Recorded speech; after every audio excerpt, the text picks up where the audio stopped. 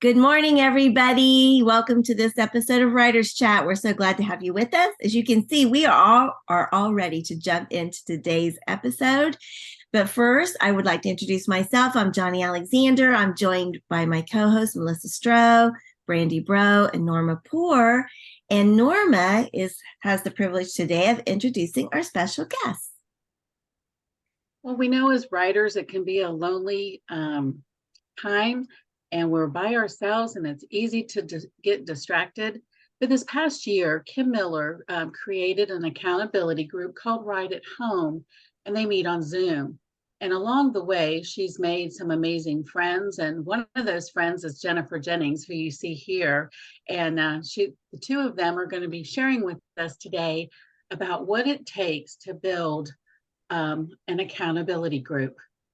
And just to let you know a little bit about Kim and Jenifer, Kim is a writer, wife, mother, Granna, and a follower of Jesus. She graduated with a degree in journalism in 1991, and Kim's award-winning writing ranges from articles to essays. Since retiring as a homeschool mom, she's been studying fiction writing, and Kim is currently editing her historical novel and writing a contemporary one. Jennings, she writes novels that immerse readers in ancient worlds filled with biblical characters and faith-building stories. Jenifer has a degree in women's ministry and graduated with a master's in biblical languages. When not writing, Jenifer can be found on a date with her hard-working husband or mothering their two children. Welcome, Jenifer and Kim. We are so excited you're here and look forward to what you have for us. And with that, I'm going to let you take it away. Thank you so, Norma. It's great being here. I really appreciate y'all inviting Jenifer and I to join you this morning.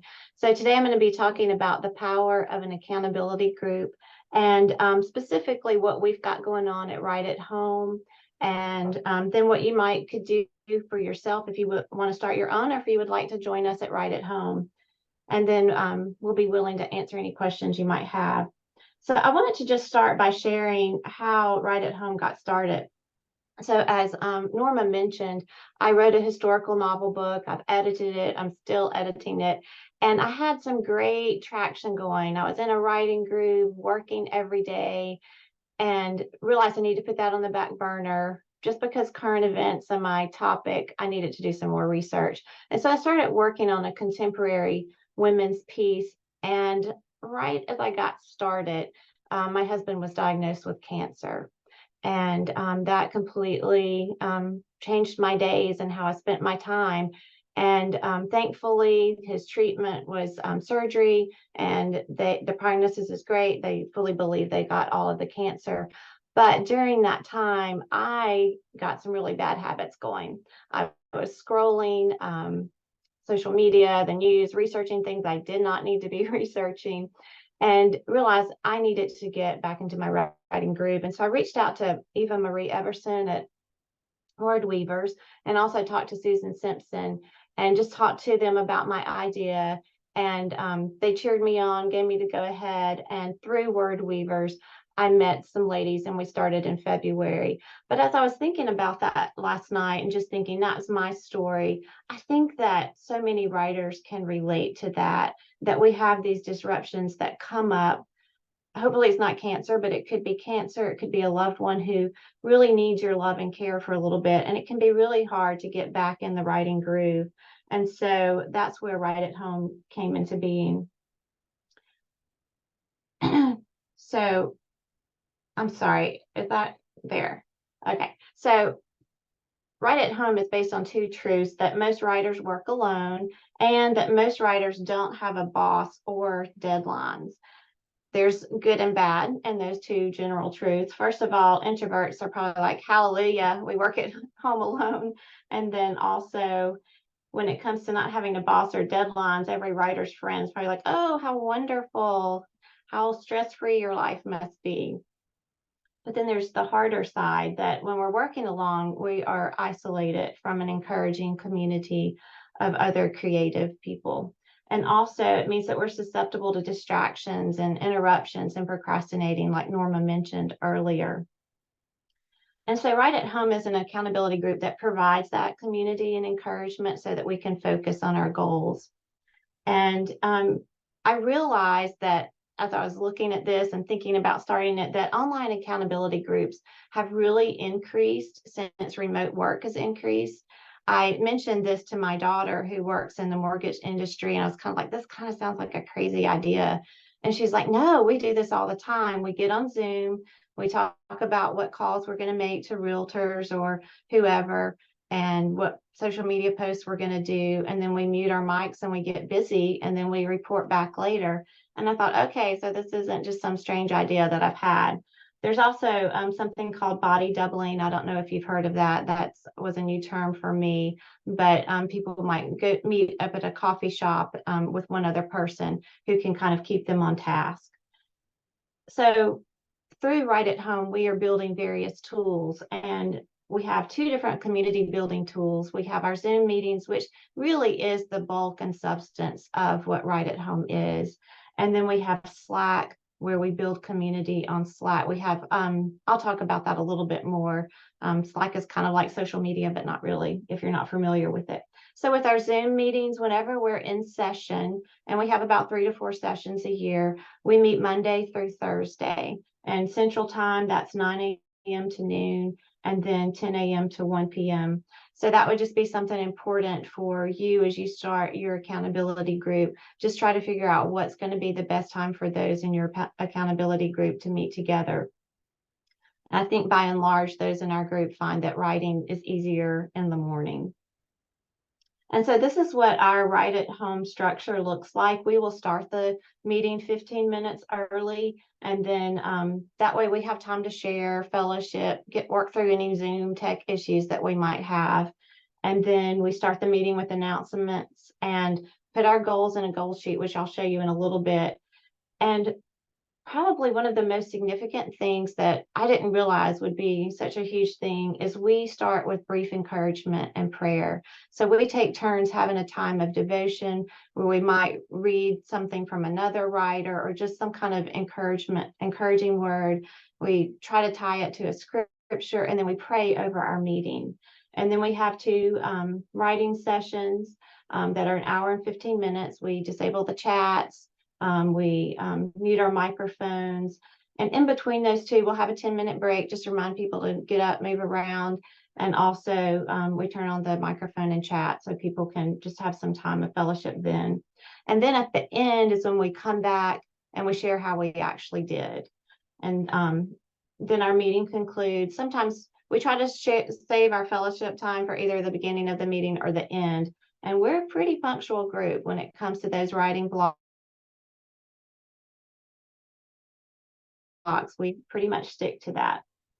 So on our Slack channels, this is a way that we're growing in different areas. Slack, if you think of Facebook groups, Slack has different channels, and you can post in these different channels. There's a general channel that everybody belongs to and can post there. We have a small group working through the Chicago Manual of Style workout quizzes online and talking about those. It's also a great place for people who are preparing for conferences if they want to get feedback on a business card or a one sheet.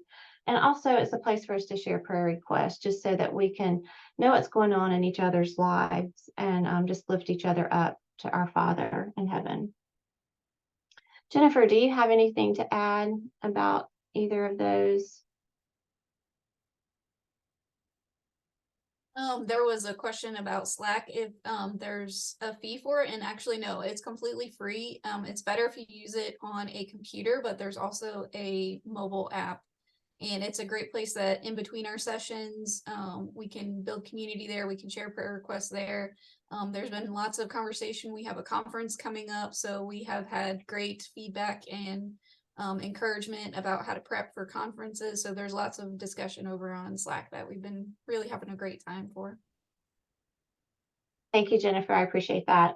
And yes, Slack is free. I think you can have up to 100 people in your workspace before they start charging you.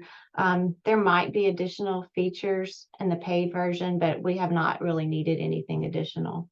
So there's a lot of cool things about Slack if you get into things like that. Also, I just want to add, we make all of our tools optional, so people can pick and choose what works best for them. So our next two tools are accountability tools, and they are very closely tied to our Zoom meetings. We have an attendance plan and a goals and progress sheet. Both of these are Google Sheets, so you have to have a Gmail account to use these. I'll show you the attendance plan. Here we have our attendance plan, and this is a list, by the way, of our board members who I am exceptionally thankful for. They are such an encouraging bunch of ladies, and they really help out with the behind the scenes. And Jenifer especially has been incredibly helpful with the Google Sheets and just keeping the meetings going when I've had things pop up. So I appreciate them. But here, our attendance plan is where we record when we plan to attend the meeting. So we may not be able to attend all the meetings. We may be able to attend only once a week, but this lets the rest of the group know when we plan to be there. And so just a behind the scenes look at our role. This is what we do behind the scenes. So Cindy and Kathy are going to be helping out with this, but we will mark if a person planned to be there and they were not there, we mark it with red, and that just lets us know, hey, we need to reach out to this person, make sure everything's going okay. Do they need prayer, encouragement? And that is just a way that we hold each other accountable. And then the second one is something that we use at the beginning and the ending of each meeting. And I mentioned this earlier, the goals and progress sheet. So this is what a Monday might look like. You can see in the blue at the bottom, the goals column and the progress column. So the goals is what I've entered, what I would maybe put at the beginning of a meeting, how many words I plan to write, anything else that I plan to do.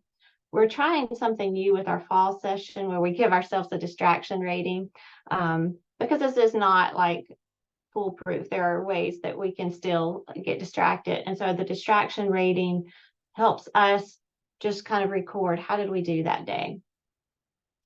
And so here you can see at the end, at the end of the meeting, I would enter what I actually did. And then the 3 would signify that I spent less than 10 minutes on unplanned non-writing task. And the asterisk would be something maybe I need to talk about, need to brainstorm with someone about how to solve a chronic distraction issue that I've got going. And I wanted to also point out, number 1 says stayed focused or attended a divine distraction. Not all of our distractions are bad.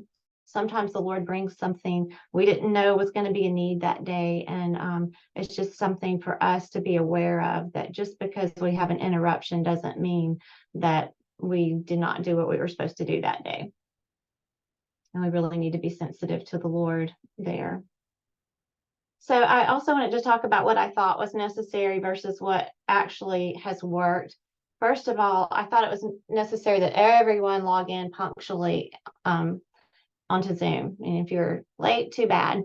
But that really has not been what has worked best.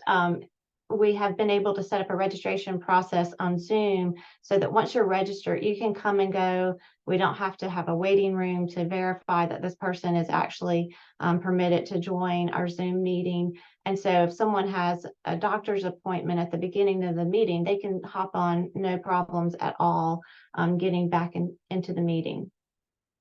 Also, I thought that it was really important that everyone commit to being able to be there most of the time. But what we found that it really works best for participants to just pick which days they can attend. And that's where the attendance plan has helped us with the accountability there. So it's not a matter of can you attend most of the meetings, but rather do you attend when you plan to attend. Also, I thought it was necessary that everyone use the same accountability tools. And of course, we're all unique. We all have different needs and different limitations. And so it's really worked best for it to be more of an a la carte system, and people just pick and choose what works best for them. And then at the beginning, we use chat to be the place where we put our goals, and then also at the end to update on our progress. But the Google Sheet has made it where you can just kind of see more a linear version of how the goals and then the progress goes. And so if someone needs to leave the meeting early, they're able to just update their progress on the sheet, and we can still encourage them even though they left early. So some benefits of a virtual accountability group. Jennifer, is there anything that you wanted to add? Any questions I might have missed? I know it kind of looks scary to begin with. We had a comment about somebody saying that it made it look anxious, and they're really just tools. So the greatest thing that we found is that everybody kind of picks and chooses what they want to use, and not everybody uses every tool for every meeting. And the majority of it is to just help us keep you accountable. So if we don't know what you're working on, we don't know how to keep you accountable. If we don't know when you're going to be there, we don't know how to keep you accountable. So while it kind of looks like a lot on our end, it's really just tools to help us provide the accountability group and the community support system that we have in place. And then each individual person gets to pick and choose. We've had people who can only come one day a week. We've had people who can only come for one half of the session versus the both breakout groups. So really it's really up to you how much you can be involved and how much you want to utilize. The tools are just there in case you want to use them, and it helps us be that accountability and encouragement for you. Thank you for clarifying that, Jennifer. And also, I would say, if you have a small group of people who are committed where the same time works, that you wouldn't have to do all of this. Because we have expanded to where we have people who come from different time zones and maybe just a certain day of the week works for them, it helps to have different ways of keeping it personable as we've grown. So when Cindy and I first started, it was just Cindy and I and maybe a couple of other ladies, and we really didn't have a need for more tools. So that's something, like Jennifer was saying, you might not need these if you're doing your own group, but it does help when the group grows and gets a little larger to be able to still have the accountability there.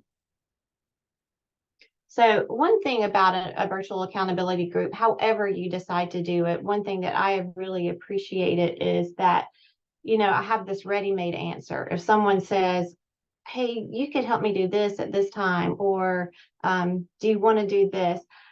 And they assume that I have a lot of flex time, I can say, I'm sorry, I have a meeting then. Or I can say, let me see if I can move my meeting, because sometimes those things that they want us to help with or do are important, and we do need to consider and pray, is that how the Lord would have me change my plans for writing?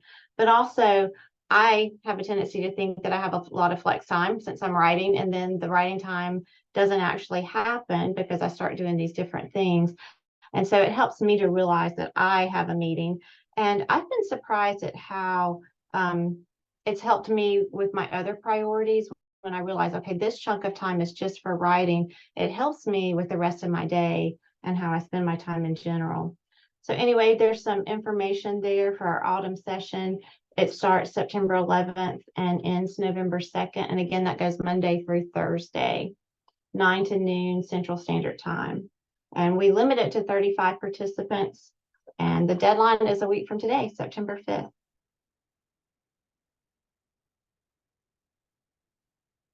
There. Anything else to add, Jennifer?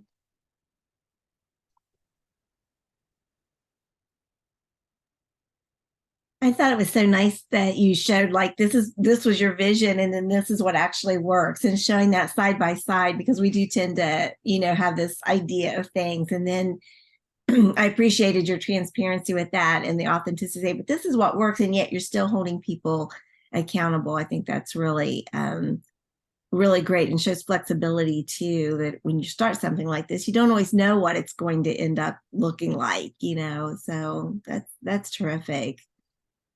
And we are still evolving, so I'll just put that out there. Oh, Norma, you were muted. I was just agreeing, right? Yeah. Jennifer and Kim, what part of this process was super easy for you guys, and what was kind of hard?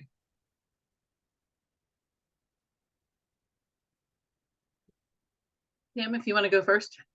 Okay, let's see. Super easy.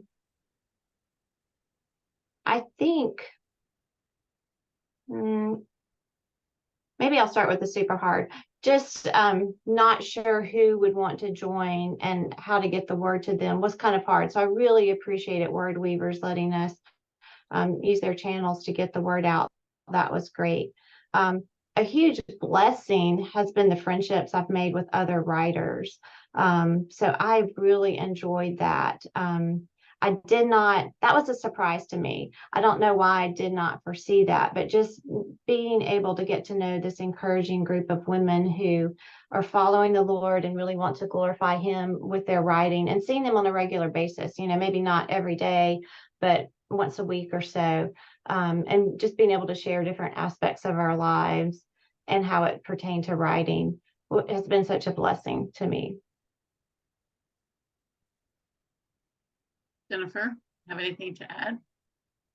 I think the easy part for me was that Kim was already kind of building the foundations and the structures when I came along, because I haven't been from the beginning. So it was kind of easy on that end because she already had a vision. She already kind of knew the schedule and what she wanted to do. The part where I came along is just kind of helping her flesh out that vision. I am very much an introvert and a background person, and I love spreadsheets and things like that. So kind of helping create those tools to create that accountability and that encouragement was where I was able to add those. The hardest part was we did not foresee so many Zoom technicalities, which we probably should have because, technology. But Zoom came out with an update that actually took down several people's computers and all just created all kinds of issues with some of our people. And so being able to find the answers and being able to reach out to people, that was an unforeseen obstacle. But thankfully we pretty much got everything under control and now know how to get around a lot of obstacles and a lot of tech issues that come up. Jennifer has been great with the tech issues. Like Right at Home would not exist without Jennifer. I know that Google Sheets has these different capabilities. Like I knew we could protect the rows so that people didn't accidentally enter someone in someone else's row and delete what they had. But just because I know the capabilities doesn't mean I can make it happen the right way. So Jennifer has straightened up a lot of messes that I've made. So I really appreciate Jennifer. So if you're going to start an accountability group, maybe have a diverse range of giftings that people have, and definitely someone to cover those tech issues. And I can vouch for Jennifer being fantastic on the fly. She just is great. Wish I could bottle her and have her sitting right here beside my computer. Excuse me. The next question I have for you is, how long, Jennifer, did it take from when you started this idea of what you wanted to do till your first session? Well, that would probably be a question for Kim, because like I said, I didn't come along at the very beginning. I think this is our fourth session, Kim, third or fourth session that she's had. So that would be a question for her. So I started with the idea of talking to Eva Marie and Susan in December. And by January, I kind of had a skeleton of how it might work. And then Cindy and I met in February and started with the first group. And then we made the decision to open it up to more people. I wanted just a small group of people because I knew I didn't want to get in over my head and not be able to offer something that people would want to invest their time in. And so I just started with a small group. And then in March, I opened it up to more people. And so it's still evolving, like I said, and growing slowly. But I guess it was probably about 4 or 5 months to get it going. For those who might not know, I'm sorry, Norma, but just for I know the names of the people that you mentioned. These are all Word Weaver leaders, correct? Correct. And so I started with Word Weaver presidents, where I kind of had an idea where they were coming from, and it was nice to talk to be able to work with other committed people from Word Weavers. Okay, and Word Weavers is an organization, international, I believe, with chapters throughout the United States, plus online chapters, for those of you who might not know who are watching the replay. And you can find them at, Word Weaver. I think it's word-weavers.com or .org, but very easy to find more information about that group online. Kim, do you have to be a member of Word Weavers to be a part of your accountability group? No, you do not. That's been our main channel for getting the word out about them right at home, but that is not a requirement. Great. Do you If some, accept Christians who are not writing for the Christian market? I'm sorry, what was that again? Do you accept Christians who write for the general market, so they don't write Christian pieces? Absolutely. Absolutely. Yes, for sure. We do want to keep it where people would be encouraged by devotion and would want prayer. And so that's why we say that it's for Christian women. But it does not, I mean, I think it's great for those who are writing for a general market. So that's awesome. But yeah, it's open to everyone. we don't really share much about our work. Initially, we might talk a little bit about the genre or our story or what we're working on, but it's not a critique group. We don't share our pieces unless maybe we're stuck in a little bit and we might have a private chat in Slack or something like that to say, hey, can we brainstorm about this? Most of the time, it's just simply the accountability to keep us, how was it? We used to say our heart in prayer and our seat in the chair. That's what this group does. And so outside of that and the encouragement of having that accountability, that's, would you agree, Kim and Jenifer, that's pretty much the extent of what we do, of what you all do at Right at Home. I say we because I'm blessed to be on the board, and this fall will be my third session. And you guys, it's been great. They know I'm here on Tuesdays, so most Tuesdays I'm not at Right at Home. But they, as I said in the chat, that this group has just been fantastic. They're super encouraging. And when life gets crazy, as we all know it does, this group is there praying and asking, specific, is there something specific I can pray? Just know we're here, whatever's going on. I saw the comments about it sounded rigid, and I'm here to promise you it's not. I am a rebel at heart, and super hard schedules I struggle with. But let me tell you, this group has encouraged me to keep writing. There have been times when I've had major interruptions, but I set that goal in that spreadsheet. And afterwards, after our committed time is over, I'm still at the computer because I want to get those words in, and because I know I'm being held accountable. Whereas if I'm just by myself and I get interruptions, oh, I'll get to it tomorrow. I'm stressed, I'm done.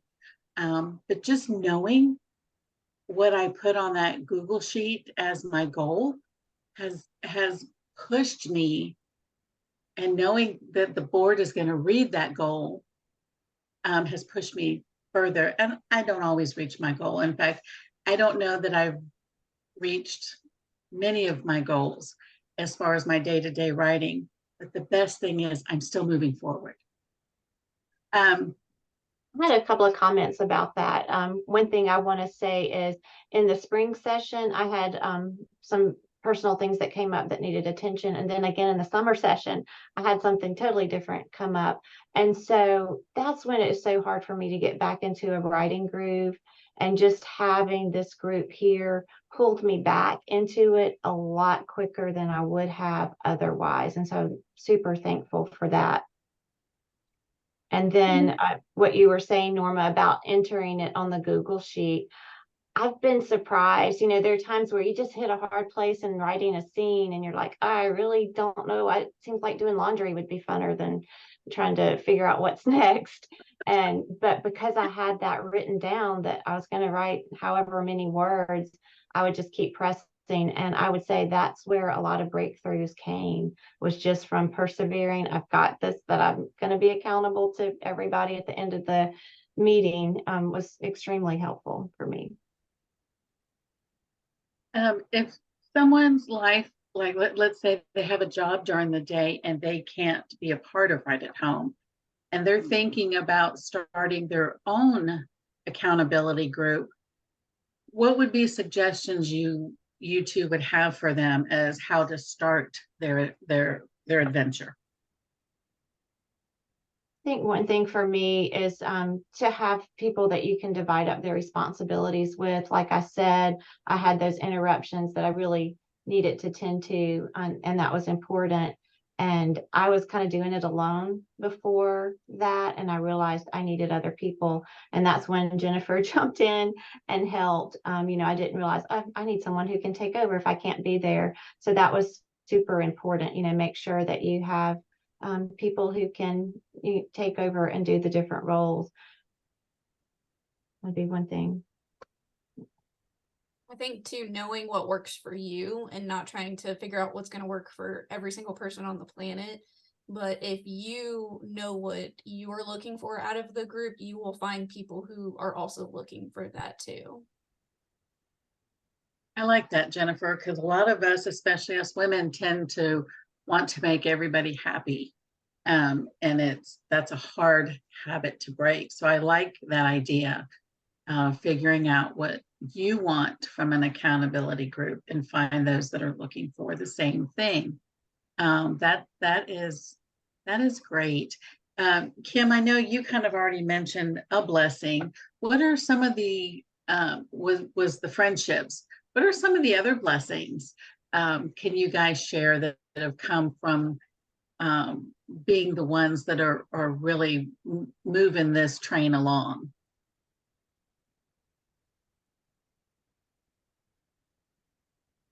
Well, it has been super encouraging to me to see what some other people's goals are and how they actually attain those goals. And that just really is motivating to me. I think it is tricky to figure out how to set a good goal. And at our first meeting, Jenifer is going to kind of do a presentation about figuring out a good goal and how to set goals. Because you don't want to set one that's too high, but you don't want to set one that's too low either. So just watching other members and how they really work hard is extremely encouraging to me. I think one of the biggest blessings that I've been able to get out of it is sharing knowledge. I mean, I've been writing for over 10 years and have figured out all kinds of different ways to do things for free, do things the easy way. I self-publish. So, I mean, I have this wealth of knowledge, and we have people who come along and they are just stuck in, all kinds of varying different parts of the journey. And for them to go, I'm really struggling with this, and then say, oh, well, have you tried this? Or have you tried this resource? Or have you thought about this? To just share that amongst a group of writers and to share that knowledge and wealth is just such a blessing. Now, this session coming up in the fall, we will be meeting Monday through Thursday, but is there anything planned for Fridays, Kim? We have had different things in the talking about it. I'm not sure how it will pan out. Part of it will depend on interest. There's been a lot of interest in growing in our craft of writing, where we go through the Chicago Manual of Style, which you cannot go through the Chicago Manual of Style because it's 1,000 pages. But there are some workout quizzes online, and maybe just using those to identify what our weaknesses are. That is something that I'm starting to do every day in Slack, every weekday anyways, post things on there, just a way to grow. Also, Jenifer's great with Canva. And is there a way that we can also do that with the Florida Christian Writers Conference coming up in October and just other conferences? We've talked about having a time where we help each other prepare through Canva or other means, business cards or one sheets and things like that. So that's in the works. We've talked about that. We don't have anything nailed down for sure. Okay. Thank you, Jenifer, for reposting those dates that came up. I'd like to go ahead and invite everybody back on, and feel free to ask Kim or Jenifer any questions you might have or comments. So let us know if you're stuck in writer's chat jail. That happens sometimes. That does happen sometimes. We want to get you back out of there. So, yeah. So if you're stuck, let us know in the chat so we can bring you back on.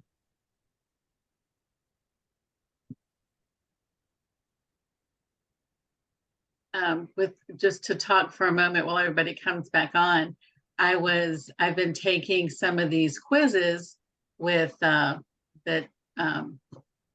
Kim is putting out there with the Chicago Manual of Style. And the first one I did pretty good. I only missed one. And I thought, well, that's pretty good. That's pretty good. The second one I missed half. So they're with that balloon of I'm so smart. But it's good. It's like, oh, I didn't know that. So it's fun. It's just a little, you click true or false and it gives you the score and you go, oh, I'm not as smart as I thought I was. Or, wow, I'm really smart, whichever the case may be for that day. Well, see, the trick with that is that you're not supposed to know everything because Chicago Manual Style is so huge. The key is knowing where to go to get the answers when you don't know. Yes. Yeah. Yeah. One thing I encourage people to do with the Chicago Manual of Style is not necessarily sharing your score, but keeping track yourself of how you did, seeing where your weak areas are with those workout quizzes, and then going back and seeing if you can improve on taking it cold and not studying. So that has been helpful to me. Yeah. Pam was sharing in the chat that you can actually subscribe to Chicago Manual of Style online. And then, of course, then she answered Jill's comment with the rules for commons change every year. Pretty much. That's not helpful. No, but can I tell you, the Chicago Manual Style online is great because not only does it automatically update, and I don't use it a ton, but sometimes when I have an editing job, man, I need to know, right? And they send kind of like a newsletter I get every so often on stuff and everything too. It is worth the investment for me. It is easier to find things online. It'll bring up, everything on a search. I have the book as well, but I prefer to look online. Because if you don't, this is what Chicago Manual of Style looks like. It's very fat. All kinds of sticky notes at the top. And all those dumb rules, not dumb, but all the rules, a lot of them change. They change, so you get the print book and it's not accurate anyway. Right. So. Well, does anyone have questions about starting your own accountability group? Like if you were so inspired by this that you're thinking, yeah, but I want to do what? I want to start my own, about how you would go about doing that? Or do you think that, because Kim was so great at giving so much information? Or any other questions you might have? This is your chance. I have a question. I'm not sure exactly how to word it, but I have a writing group that I host here in my local community, and all of us write in different genres, and we're all over the map with our ages. So is there anything in particular you do that would be helpful to everybody? I mean, we encourage each other in the group. We meet once a month at the library, and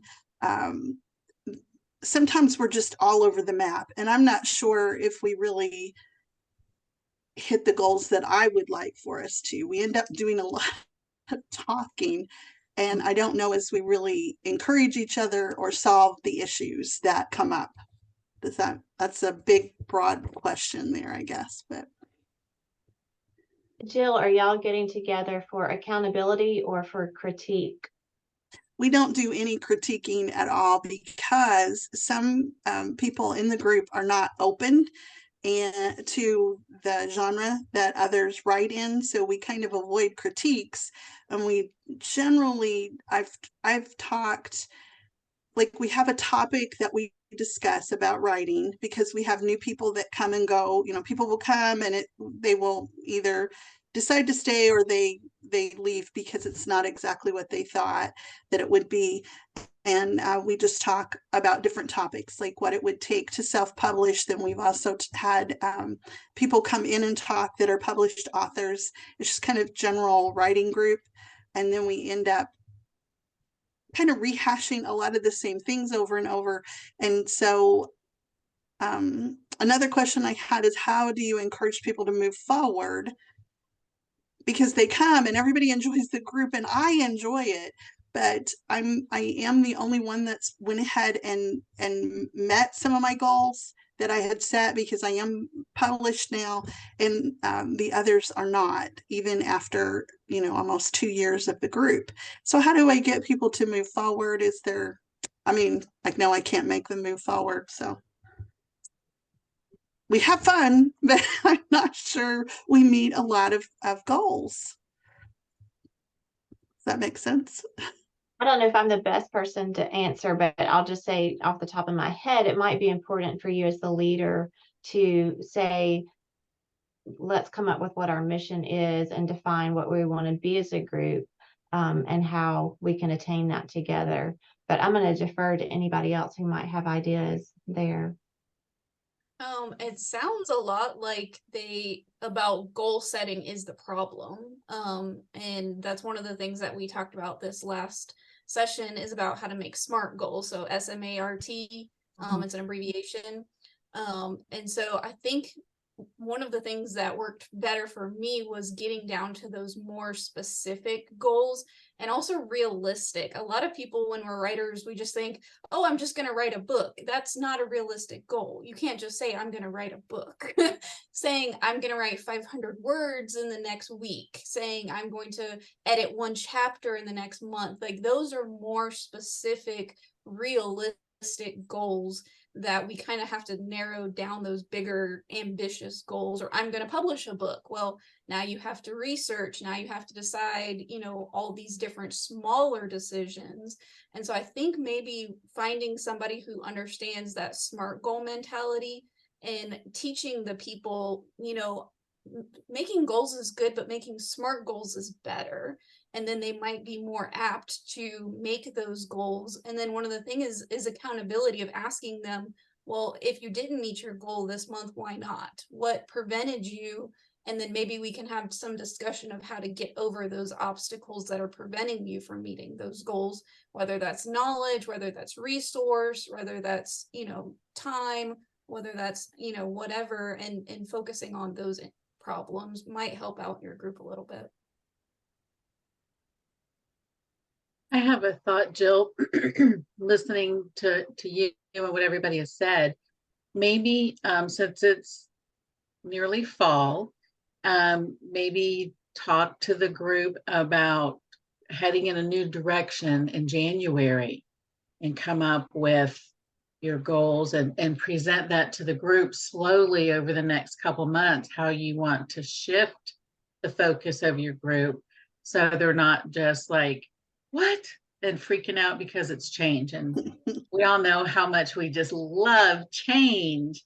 And this would just prepare them for it. Just a thought, as I often say, float it or flush it. Up to you. Those are all really great suggestions, because I think it is important to know what the group is all about, and like you said, Jill, you said some people come and they realize it's not for them, so they they leave again. And maybe you get more members if you seem to have a clearer focus on what you want to do. I don't know, but it sounds like you're having a good time. So I just want definitely do. Yeah. So of several months ago, my agent put different ones of her clients in what was supposed to be a critique group. So there's 4 of us in ours. We never critique, and we don't even really try to critique, but we have found that we meet twice a month on Zoom. It's a time for us to talk, and we're all, working authors, and we all have issues and problems and difficulties and rejections and, all these things. So it's like, it's just nice to talk and build that relationship that way with that kind of a group. So we don't even pretend to be a critique group anymore. We'll look at each other's things if someone wants us to, but we're a support group is what we are. and that's what we are. So, there we go. Sometimes we've joked about that it's our therapy sessions rather than actually a writing group. When the core group is there, we really share a lot. If we have visitors, then we're a little more focused on talking about writing until we get to know people better. But there's a core group, and we definitely are a therapy for each other. We are the tribe. With that, Maybe it really isn't. maybe you should just let people know that instead of accountability group or a writing group, to say we're a support group for writers. Yeah. If you feel and I would say, before you do any of these things, pray, see what God wants you to do, because maybe your group is exactly what it needs to be. Yeah. And you don't want to short circuit what God's doing. So I would start with prayer and ask God what he has in store for your group. And then I like what Catherine Lang said, you're a mastermind group. There you go. It doesn't get any better than being a mastermind, right?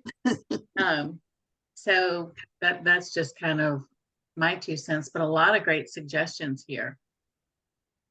I hope that helps. Does that kind of answer your questions, give you food for thought?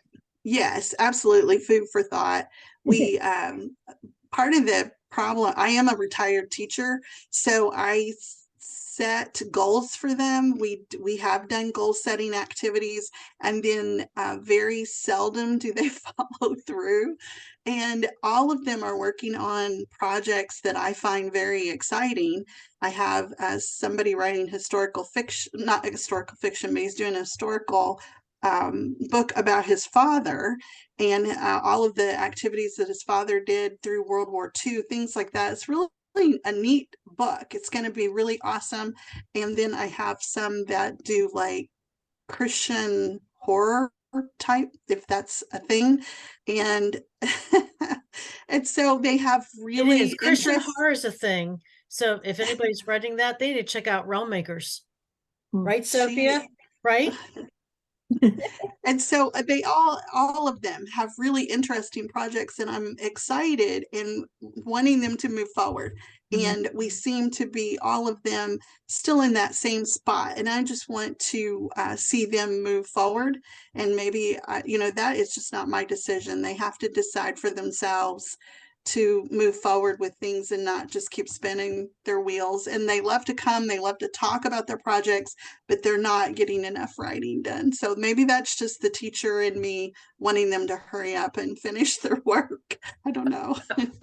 No, I get what you mean, Jill, because I've been in groups like that where that's the same thing. Let's talk about it. Let's have fun. Let's laugh about it. Let's brainstorm. And then when it comes down to, did you get anything written this week or this month?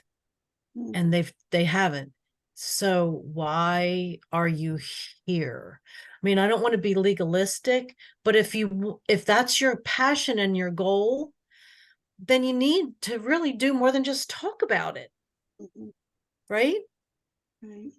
Yeah.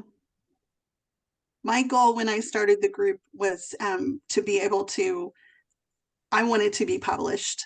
And through Writers Chat, and then Serious Writer when I belonged with them, and these two things, Writers Chat and Serious Writer, and then I was meeting with my group we call the Mighty Pen, and I really I just would love for them to see that success, because that was my goal. And when you reach it, it's just so amazing to have that feedback and to see your book. And I want them to have that. So, but they have to be the one to put in the work. So I've talked enough. I'll mute myself and you guys can move on. Glad that you brought that up, because that was some good discussion. Catherine has her hand raised. So Catherine. I'm learning. When I first started writing professionally, it's almost been 20 years, and started attending writers conferences. I had one particular conference that I attended, and every year I found the same people there saying the same thing. I would love to have a book. And what they mean by that is they want to lay their head down and get up the next morning and there be a book next to them that is their story. They have no actual interest in writing their book. And I compare this to those of us who would sit on the couch and watch Biggest Loser and say, oh, I wish I could do that, while we sat on the couch watching Biggest Loser while eating our potato chips. They want it. They don't want to do it. And until somebody wants to do it, they will talk about it. And those people will suck your energy, suck your focus, and have you chasing squirrels down a rabbit hole quicker than you can say, I want to write a book. Yep. Writing is hard work. Absolutely. Absolutely, it is. That's why people get started and then they don't get far, because they realize this is not easy. It's not what I thought it would be. And Christopher Longer ones with me as a children's book author and editor, I'll just write a kid's book because they're short and easy, and they're not easy either. So is it your passion? Were you wired for writing and all? And if you are, yeah, it's hard work. And yeah, you want to rip your hair out some days, but you keep going because that's who you are and you can't help it. And oh, it's so worth it. It's so worth it. It's so worth it. Right? Am I right? Just, is it your God design? That not is it something you want to do, but if it's not something that God has designed you to do and God is driving you towards, yes, you will burn up or burn out. Yes. If a paycheck is what you're seeking, then you will yeah, go get a job. Absolutely agree. Yeah. Sophia, you have your hand raised. There, found the unmute button. Yeah, I would say though, I think that we all need a little bit of encouragement to be more diligent, I think, but we also need encouragement to not give up. Let me move this so I can see, look in the camera or pretend to. I just think that one thing I try in marriage is to show my husband the grace that I would like to receive. And that's what I like to do when I'm in communities, is show others the grace and realize that I don't know their story. I mean, I have one friend who's published 3 books now. It's a series, and she always is a finalist. She hasn't won. It's the bridesmaid, never the bride syndrome. But she wrote her first book with her thumbs on her little Kindle, and then printed out pages at the library while she was working there to edit. And that's how she wrote her book. She didn't have support from her family. She didn't have support from her spouse. She didn't have financial resources at all. But she had this story in her, and people told her, you need to write this story. This means a lot. This is important. And I think that sometimes, I mean, the first conference I went to, Bob Hostetler said, God has planted in you a story that no one else can write. And I've never had realized that my little story was a gift from God, and I write sci-fi and fantasy, so I don't write like important Bible stuff, but truth comes out. And so I just think it's easy to get frustrated at people, but I think we need more carrots in our world than sticks. And we need, I always pray that, I like to pray that prayer for people: strengthen their ankles where they're weak and make straight paths for the lame. I think that there are a lot of gatekeepers that will discourage people and shut people down, and some people have been more shut down in every aspect of their life than others. And we need to encourage their hearts and say, this is something that worked for me. I would love to see your story. That's what I love. Flash fiction like Spark or Cindy Sproul's devotionals, or my favorite, Havoc Publishing, because it's easier to get to the finish line with a 1,000-word piece, especially if they give you feedback and point people to those communities like yours that are encouraging, because we need to encourage each other, because we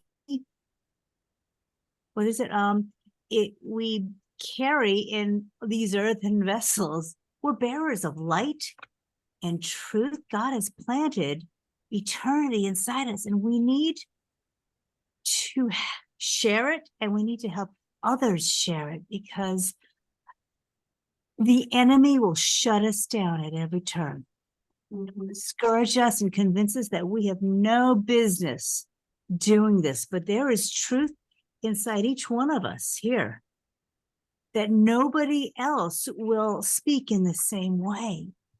And so that's a gifting from God, and it's too easy for people to feel, well, I didn't do it this day, I might as well give up. So I'm all about carrots. I'm a special ed teacher in my past life, so that's part of my thing. I'll give you an M&M for going pee pee on the body. Ooh, this is being recorded. I'll stop now. Well, go ahead. Who was saying something?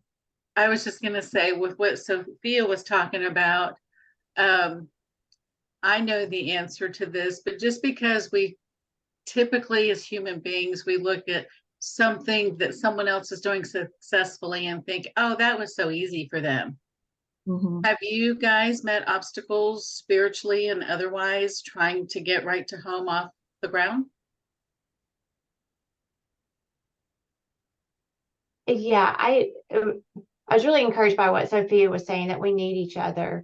And so sometimes I think the things that come up that interrupt my life are spiritual warfare, for sure, because it is interrupting these connections that we're making with each other.